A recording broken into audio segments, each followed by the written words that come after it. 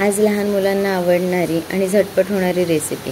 गव्हाचं पीठ घेतलं आहे, ह्यामध्ये गूळ पावडर घेतली आहे आणि चिमटीभर मीठ. आणि आता हे सर्व पीठ आपल्याला बॅटरमध्ये कन्वर्ट करायचं आहे दुधाचा वापर करून. ह्यामध्ये सर्व गुठळ्या करून मग आपलं बॅटर रेडी होतं आहे. आता ही रेसिपी बनवताना मी इथे चॉकलेट वापरणार आहे. आता जे मला ओळखतात त्यांना तर मोस्टली माहिती आहे की माझ्या लेकीला मी आजपर्यंत चॉकलेट बाहेरचे खाऊ घातलेले नाही आहेत. बाहेरचे इन द सेन्स चॉकलेट्स, कारण की आपल्याकडे चॉकलेट्सचा अर्थ असतो खूप जास्त पर्सेंटमध्ये असलेलं शुगर, पाम ऑइल आणि खूप कमी प्रमाणात असलेला कोका. तर नाही, मी असे कुठलेही चॉकलेट्स आजपर्यंत माझ्या मुलीला दिलेले नाही आहेत. आता काही जणांना ही अतिशयोक्ती वाटते, स्पेशली वरिष्ठांना वाटतं की बाबा काय एवढं काय लक्ष द्यायचं, आमची मुलं नाही का मोठी झाली. किंवा काही जणांना वाटतं की नाही, एवढ्या बारीक बारीक गोष्टींकडे नाही बघितलं पाहिजे. अरे पण का नाही बघायचं, एवढ्या बारीक बारीक गोष्टींकडे तर बघायला पाहिजे ना. नाही दिली मी माझ्या मुलीला आजपर्यंत साखर. याच्या मागचंही काही कारण आहे. कारण की जसा तुमच्या आत्ता एन्व्हायरमेंटमध्ये चेंजेस होत आहेत, जसे नवीन नवीन रोगराई, जेवढं काही डिसीजेस नवीन नवीन होत आहेत आणि खूप कमी वयामध्ये होत आहेत, तर तुम्हाला हे बदल करावे लागणार आहेत. सो बदलत्या जगासोबत बदलावं लागणार आहे आपल्याला. खूप बरंच चेंजेस करावे लागणार आहे. Change is the need of life. आपल्याला ह्या गोष्टींमध्ये बदल नाही केला तर पुढे जाऊन सर्वाईव्ह करायला खूप जास्त त्रास होणार आहे प्रत्येक पावलावर. त्यामुळे हाच तो पाऊल आहे जो छोटा छोटा असतानाच उचलता आला पाहिजे. तर ही गोष्ट टाळायची असेल ना, तर तुम्हाला हजारो रिझन देण्यासारखे आहेत बरं का. पूर्ण विषय मुलांवरच ढकलून दिला की नाही, मुलं आता खूप हुशार झाली आहेत, मोबाईल वगैरे त्यांच्या हातात खूप कमी वयात आला आहे, 4-4 मुलांमध्ये ह्याचं त्याचं बघून बरंच काही शिकून येतात वगैरे वगैरे. हजार कारणं आहेत या गोष्टी टाळायला. आणि सुरुवात तर घरातूनच होते कितीतरी वेळा. आजकालचे मम्मी पप्पा जेव्हा मुलांना अरे धावू नका रे, अरे पळू नका रे, ही काळजी घ्या रे, ती काळजी घ्या रे, असं सतत बोलून बोलून त्यांना अडवण्याचा ट्राय करतात, तेव्हा तेच घरातले वरिष्ठ मंडळी, जे की कदाचित आजी आजोबा पणजोबा वगैरे असू शकतात, तर हे अरे काय तुम्ही मुलांच्या सारखं पाठी राहता, त्यांना मोकळं खेळू दे, त्यांना एवढं पॅम्परिंग नका करू, त्यांच्या पाठी कटकट नका लावू, त्यांना पळू द्या, पडे झडे माल वाढे. अगदी असंच आम्ही आमच्या पोरांना वाढवलंय, तुम्ही तुमच्या पोरांना मोकळं सोडा म्हणून अडवतात. पण कसला माल वाढणार आहे पडून? अरे नाही वाढणार आहे माल. कारण त्यावेळेस तुमची मुलं पडत होती, त्यावेळेला मातीची घरं होती, मुलं मातीत खेळत होती, अंगणामध्ये नाचत होती, झाडांना पकडत होती.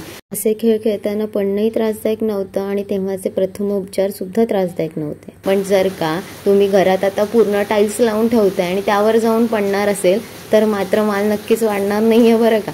तुमचा उलट माल बाहेर जाणार आहे त्यांना रिपेअर करायला. सो नाही, काळ बदलतोय.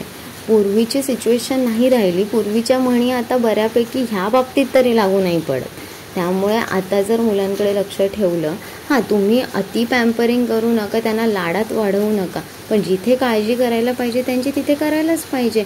आणि इम्युनिटी वाढू देत, काहीही खाऊ देत, ही कसली इम्युनिटी वाढवणं झालं? अरे इम्युनिटी वाढवायला अजून हजारो वेगळे ऑप्शन्स आहेत ना.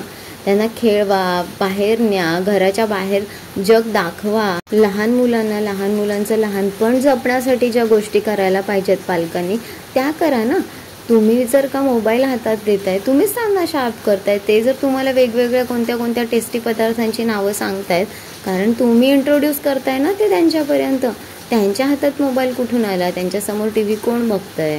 त्यांच्यासमोर कोण बाकीच्या एक्स्ट्राच्या नको त्या गप्पा मारतंय की बाबा नका काळजी करू, हे नका करू. आता जर लहानपणापासून ती मुलं तेच ऐकत आली तर ते मुलांनाही वाटणार ना आपल्या मम्मी पप्पा काळजी चुकीच्या ठिकाणी घेतात. त्या गोष्टीवर हात घालण्याचा उद्देश मुळीच नाही आहे. पण लहान मुलं परमेश्वराचं रूप आहेत. बाळांना काहीतरी खायला घेऊन जायला पाहिजे. लहान मुलं आहे, रडवू नका रे, जे पाहिजे ते खाऊ द्या. खाणं गरजेचं आहे. ते किती छान खातात बघा, ते आवडीने खातात बघा. म्हणून जे काही तुम्ही त्यांच्यासमोर ऑफर करता त्या पदार्थांना रिप्लेस तर करू शकतो ना. आणि जर का तुम्ही त्यांना परमेश्वराचं रूप मानताय तर त्या छोट्याशा परमेश्वराच्या शरीराची काळजी घेतल्यावर पुण्याचा साठा कमी तर नक्कीच नाही होणार आहे. मग घेऊयात ना काळजी, त्यांच्या दातांची घेऊयात, न्यूट्रियन्सची घेऊयात. कारण की हेच शरीर त्यांना आयुष्यभर साथ देणार आहे प्रत्येक पावलावरती. आता तुम्ही म्हणाला आम्हाला नाही बाबा जमत ते एवढे महागडे वस्तू वगैरे आणि त्या शोधून त्या ऑर्गॅनिक वगैरे खाऊ घालायच्या वगैरे, एवढं नाही आम्ही अति करू शकत. तर नाही बरं का, असं काही नाही आहे. कारण की आजकाल मुलं अशी झालेली आहेत ना की घरामध्ये एक बेबी आहे पण त्यांच्याकडे त्यांचे हजारो खेळणे पडलेले असतात. त्याच्यानंतर त्यांना एक्स्ट्राचे कपडे आहेत, त्यांना एक्स्ट्राच्या सँडल्स आहेत. त्यामुळे ह्या एक्स्ट्राच्या 2-4 गोष्टी तुम्ही जर कमी दिल्यात आणि जर का 1-2 गोष्टी तुमच्या मॅनेज केल्यात तर काही ह्या वस्तू महागड्या वाटणार नाही आहेत. क्वांटिटी जास्त लागणाऱ्या पदार्थांना क्वालिटी पण कमीमध्ये रिप्लेस करा ना, काही हरकत आहे. आजकालच्या काळामध्ये जन्माला आलेल्या प्रत्येक बाळाला खूप चांगल्या सवयींनी इंट्रोड्यूस करणं हे आता फक्त मम्मी पप्पांचं काम राहिलेलं नाही आहे, तर सगळ्यांचं काम झालेलं आहे. कारण की तुम्ही लाख मम्मी पप्पा अति काळजी घ्याल, खूप साऱ्या ह्या गोष्टींकडे लक्ष ठेवाल, पण लहान मुलांना बिघडण्यासाठी एक छोटीशी गोष्टसुद्धा पुरेशी आहे बरं का. तुम्ही त्यांना कितीही व्यवस्थित सवयी लावल्या तरी पण अगदी क्षणिक काही वेळासाठी काही लोकांची साथसुद्धा त्या मुलांना बिघडवू शकते. अगदी छोट्या छोट्या मुलांच्या इतरांच्या सवयी तर त्यांच्या अशा झटकन ट्रान्सफर होतात. स्कूलमध्ये जायला लागतं, आजूबाजूला तुम्ही खेळायला नेता, ऑब्झर्व करून कॅच करणं हा मुलांचा स्वभाव झाला. त्यामुळे तुम्ही काही ह्याच्यापासून लांब जाऊ शकत नाही. त्यामुळे हा खूप मोठा टास्क आहे. पण ह्याच्यावर एक ऑप्शन आहे बरं का. आता हे ऐकणारं कोणी असू शकतं, मम्मी पप्पा, आजी आजोबा, मामा मावशा, काका, कोणी असू शकतं. मग आता ज्यांना हा विषय पटलाय, रुजलाय, समजलाय, वाटतोय की ह्याच्यावरती काहीतरी आपण चेंजेस केले पाहिजे, ह्या व्यतिरिक्त जी लोकं आहेत त्यांना बदलणं किंवा त्यांच्यावरती जोर जबरदस्ती करणं हे तर काही आपल्या हातचं नाही आहे. कारण की आपण ह्या गोष्टी आपल्या कंट्रोलमध्ये अजिबात ठेवू शकत नाही. पण मी जे म्हटलं ना तुम्हाला की ह्याच्यावरती एक ऑप्शन आहे बरं का, तर तो ऑप्शन एवढा सिम्पल आहे. कुठेही बाहेर त्यांना वेगवेगळे पॅकेट्स दिसू देत, चॉकलेट्स दिसू देत, कोणी घरी आलं काहीतरी चॉकलेट्स आणले तर त्यांना आणू देत. ज्याला जे काही जिथून ऑफर बेबीजना करायचे ते करू देत. पण तुमच्या बेबीलाच जर का खरं माहिती असेल की नाही हे आपल्यासाठी चांगलं नाही आहे, तर ते बेबी कशाला हात लावायला जाईल त्याला.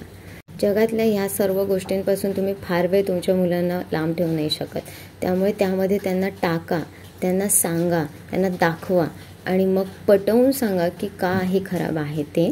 मुलं ऑटोमॅटिकली त्याच्यापासून लांब जाण्याची जेव्हा त्यांना सवय लागेल, त्यांना चांगलं आणि वाईटमधला डिफरन्स समजेल, तेव्हा त्यांच्यासाठी ते एवढे कमाल भारी असतील की बाकी तर एफर्टलेसलीच गोष्टी ऑटोमॅटिकली होत जाणार आहेत. करून बघा, अतिशय सोपं आहे. बघण्याचा दृष्टिकोन आणि विचारांची पद्धत थोडीशी बदलली आहे, बाकी काहीच नाही. रेसिपी तुम्ही पाहिलीत, त्यामध्ये 95% कोका आणि फक्त 5% इमल्सिफायर, बाकी काहीच नव्हतं. सो ते चॉकलेट अतिशय कडू होतं. पण तो जो कडवटपणा आहे ना, तोही कोकोचा वास आणि त्याची टेस्ट छान देतो जेव्हा तो जॅगरी पावडरसोबत जातो. म्हणून मी तिथे अतिशय कडू चॉकलेटसुद्धा वापरलं आहे आणि टिफिन फिनिश झालं आहे ऑलमोस्ट, हे तुम्ही पाहिलं. पण हां, इतर चॉकलेट्सच्या रेसिपीमध्ये एवढं कडू चॉकलेट मुलं नाही खाऊ शकत. सो त्यासाठी वेगवेगळे ऑप्शन्स आहेत मार्केटमध्ये. Bintu bar, made in house, 47% cocoa, 38% date, 15% dry fruits. That's it. 100% clean. चांगले बदल अपेक्षित असतील तर सुरुवात स्वतःपासून करा. तुमची मुलं किंवा तुमची नातवंड ही महागड्या खेळण्यांसोबत खेळणार आहेत किंवा किती महागड्या ड्रेसमध्ये छान दिसणार आहेत 4 चौघांमध्ये उठून, हा विचार करण्यापेक्षा त्यांच्या सवयींनी ते 4 चौघांमध्ये किती छान चमकणार आहेत ह्याचा विचार करून बघा. थँक्यू. बाय.